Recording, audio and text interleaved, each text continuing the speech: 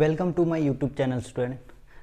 આજે આપણે ચાલુ કરવા જઈએ છીએ નવા સિલેબસનું પ્રકરણ નંબર 13 આંકડાશાસ્ત્ર, જે બેઝિક મેથ્સ માટે, બેઝિક ગણિત માટે 16 માર્ક્સનું વેટેજ ધરાવે છે। કેટલા માર્ક્સનું? 16 માર્ક્સનું, બરાબર।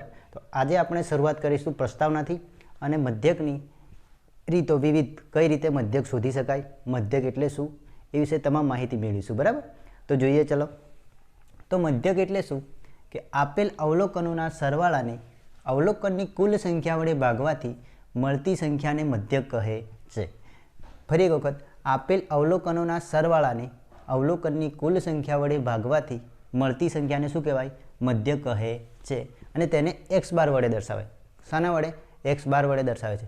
દાખલા તરીકે કોઈ અવલોકન લઈએ આપણે 2, 3, 5, 7, તો જો અહીંયા કેટલા અવલોકન છે? અહીંયા 1, 2, 3 અને 4 અવલોકન છે।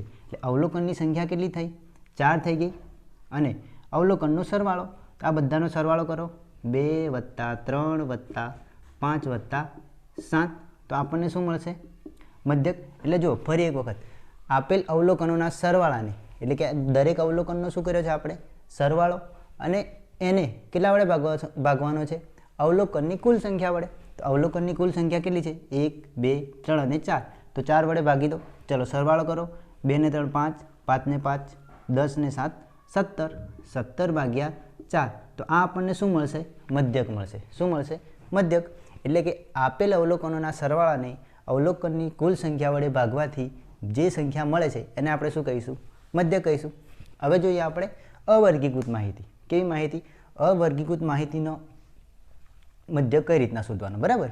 જે અવલોકનો x1, x2 up to xn હોય અને તેમને અનુરૂપ આવૃત્તિઓ f1, f2 up to fn હોય, એનો અર્થ એ થાય છે કે x1 અવલોકન છે એ કેટલા છે? f1 વખત। x2 અવલોકન છે એ કેટલા વખત છે? f2 વખત। તે જ રીતે આગળ અર્થઘટન કરી શકાય। એટલે કે જુઓ, અહીંયા સમજીએ આપણે।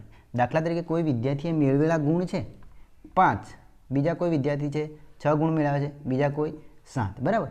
5 ગુણ મેળવ્યા એવા કેટલા વિદ્યાર્થીઓ છે? તો 2। 6 ગુણ મેળવ્યા એવા વિદ્યાર્થીઓ કેટલા છે? 3। 7 ગુણ મેળવ્યા એવા કેટલા વિદ્યાર્થીઓ છે? દાખલા તરીકે 5 છે। તો આ શું દર્શાવશે તમારી? આ શું દર્શાવશે? તમારી આવૃત્તિઓ। અને આ શું દર્શાવે છે? મેળવેલ ગુણ। એટલે કે આને જો x1 બરાબર કેટલા છે? અહીંયા 5, તો 5 ગુણ મેળવ્યા એવા વિદ્યાર્થી કેટલા છે? 2। x2 બરાબર કેટલા છે? 6, તો 6 ગુણ મેળવ્યા હોય એવા વિદ્યાર્થી કેટલા છે?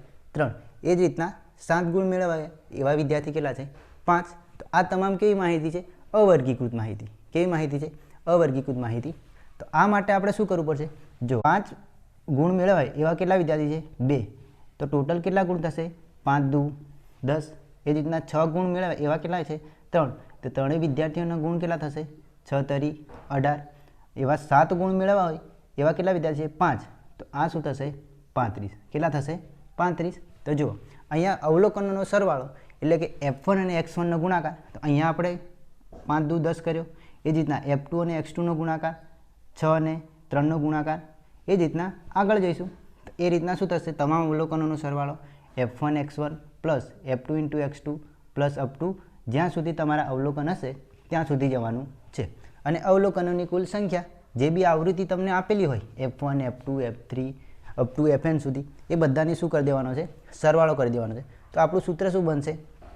કે મધ્યક બરાબર તમામ અવલોકનોનો સરવાળો ભાગ્યા અવલોકનોની સંખ્યા। હવે જુઓ, એક લાંબુ સૂત્ર બની જાય છે, તો એને ટૂંકમાં દર્શાવવા માટે આપણે કયા સિમ્બોલનો ઉપયોગ કરશું? આ વાળા સિમ્બોલનો। કયાનો? આનો। તો આને શું કહીશું આપણે? સિગ્મા। શું કહીશું? સિગ્મા। સિગ્મા એટલે શું?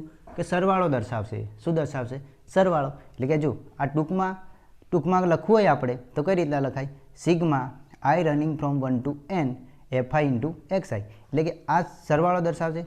આઈની જગ્યાએ 1 થી ચાલુ કરીશું, એટલે f1 x1 plus f2 x2 plus up to fn xn સુધી જઈશું, બરાબર?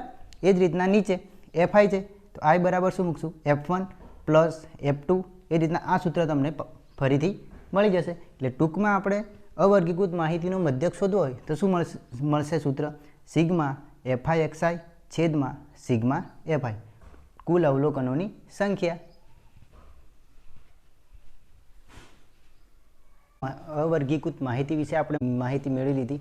હવે એનો મધ્યક કઈ રીતના શોધીએ એ જોઈએ, બરાબર. દાખલો જોઈએ એટલે તમને વધારે ખબર પડશે. આપણે સૂત્ર આગળ જોઈ ગયા કે સૂત્ર શું હતું અવર્ગીકૃત માહિતીનું મધ્યક શોધવા માટેનું, એક્સ બાર બરાબર સિગ્મા એફઆઈ એક્સઆઈ છેદમાં સિગ્મા એફઆઈ. એટલે કે સૌથી પહેલાં આપણે શું શોધવું પડશે? FI XI. એફઆઈ એક્સઆઈનો મતલબ શું થાય? એફઆઈ અને એક્સઆઈનો ગુણાકાર. તો સિમ્પલ જ છે. અહીંયા જો એક્સઆઈ આપણને આપેલા છે અને વિદ્યાર્થીઓની સંખ્યા એટલે કે એફઆઈ એટલે કે 10 ગુણ મેળવાય એવા કેટલા વિદ્યાર્થી છે? 1. તો 10 ગુણ્યા 1 કરીશું તો આપણને જવાબ કેટલો મળશે? 10. એ જ રીતના 20 એકા 20, 36 ગુણ્યા 3 કરીશું તો કેટલા મળશે? 3 6 18 વધી 1 3 3 9 એટલે 108 મળશે. એ જ રીતના 40નો 4 જોડે ગુણાકાર કરીશું તો કેટલા મળશે? ચોકું ચોકું 16, 160, 5 તરી 15 એટલે 150. 56 ગુણ્યા 2 કરીશું તો કેટલા મળશે? કેટલા મળશે? 112 મળશે આપણને. 6 ચોક 24 એટલે 240. જો જીરોવાળી કોઈ પણ સંખ્યાનો ગુણાકાર હોય ને તો બંનેનો ગુણાકાર કરો તો 6 ચોક 24, 24 મૂકી દો, એક જીરો છે તો લાસ્ટમાં એક જીરો મૂકી દો. એ જ રીતના જુઓ 7 ચોક 28 તો 28 મૂકો અને છેલ્લે એક જીરો મૂકી દો. અહીંયા એક જીરો છે એટલા માટે. ચલો 72 ગુણ્યા 1 કેટલા થશે? 72. 80 ગુણ્યા 1 80 થશે અહીંયા. એ રીતના 88 ગુણ્યા 2 88 ગુણ્યા 2 કરતો કેટલા થશે?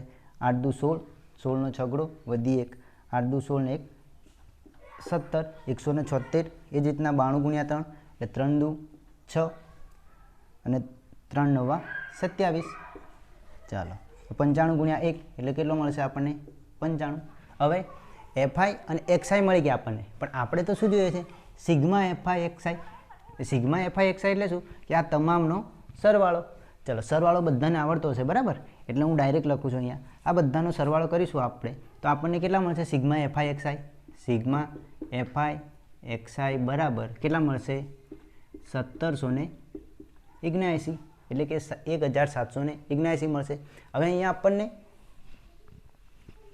ઉદાહરણમાં કહી દીધું છે ધોરણ 10ના 30 વિદ્યાર્થીઓ એટલે કે આ વિદ્યાર્થીઓની સંખ્યા કેટલી હશે? ટોટલ 30. એટલે કે સિગ્મા એફઆઈ આપણને મળી જાય તો સિગ્મા એફઆઈ બરાબર કેટલા મળી જશે? 30. બરાબર. ચલો સૂત્રમાં મૂકો તો ડાયરેક્ટ આપણને મધ્યક મળી જશે. એક્સ બાર બરાબર સિગ્મા એફઆઈ એક્સઆઈ કેટલા આવ્યા? 1779 છેદમાં 30. સિગ્મા એફઆઈ કેટલા આવ્યા છે? 30. ભાગાકાર કરો. ભાગાકાર કરીને જોઈએ 1779 ભાગ્યા 30 3 5 15 એટલે 150 થશે એટલે 150 113 માંથી 150 કાઢો કેટલા રહેશે? 27. ઉપર ઉતાર્યા 3 9 27 એટલે 270. ફરી ઉતારો 9000. ચલો જીરો મૂકો. અહીંયા પાછું જીરો મૂકી દેશો અહીંયા પોઈન્ટ 3 તરી 9 એટલે કે 90 જવાબ આવશે માઈનસ 3. ચલો જવાબ કેટલો આવ્યો અહીંયા? 59.3 એટલે કે આનો મધ્ય કેટલો આવ્યો? 59.3. બરાબર. એટલે કે અવર્ગીકૃત માહિતીનું આપણે મધ્યક શોધવો હોય તો સૌથી પહેલાં આ રીતના માહિતી આપેલી હશે તો એમાંથી એફઆઈ એક્સઆઈનો શું કરો? ગુણાકાર કરો અને બધાનો શું કરો? સરવાળો કરો. અને ટોટલ આવૃત્તિ એટલે કે ટોટલ અવલોકનોની સંખ્યા કેટલી છે તો અહીંયા આપણને ડાયરેક્ટ આપી દીધી 30 વિદ્યાર્થીઓ છે તો ડાયરેક્ટ મૂકી દો સિગ્મા એફઆઈ બરાબર 30 અથવા અહીંયા ગણતરી કરશો તો પણ કેટલું આવશે? 30 જ આવશે. સૂત્રમાં કિંમત મૂકો અને સાદુરૂપ આપો, તમને ડાયરેક્ટ શું મળી જશે? મધ્યક. બરાબર.